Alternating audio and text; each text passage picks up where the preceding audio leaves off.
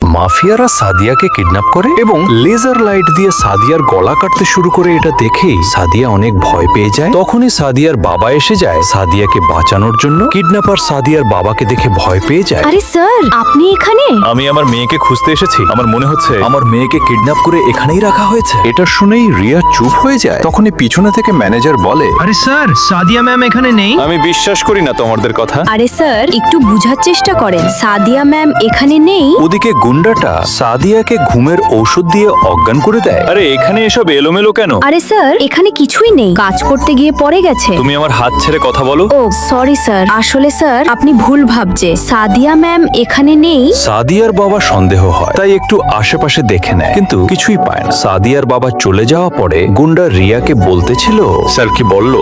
এটা শুনেই রিয়া গুন্ডাকে থাপ্পড় মারে এবং বলে, আজকে আমি স্যারকে হ্যান্ডেল না করলে একদমই ধরা পড়ে যেতাম। Sorry ma'am. ওদিকে সাদিয়া জুতা থেকে একটা পিন বের করে হাতে রাখে। যখনই গুন্ডা এবং রিয়া এসে যায়, সাদিয়া ঘুমিয়ে যাওয়ার নাটক করে। তারপর সাদিয়াকে গাড়ি করে দূরে কথায় নিয়ে যাচ্ছিল। এই সাদিয়া, তোর হাত দে, আজকে চাকু দিয়ে কেটেই ফেলবো। তখনই সাদিয়া গুন্ডাকে ধাক্কা দিয়ে গাড়ি থেকে ফেলে দেয়। এই সাদিয়া, দাঁড়া বলছি। কিন্তু সাদিয়াকে ধরতে পারো না। ওদিকে সাদিয়া ব্রিজ থেকে লাফ দিয়ে দেয়। সাদিয়া কি বেঁচে আছে জানতে ভিডিওর কমেন্টে পার্ট 2 লিখে যাও।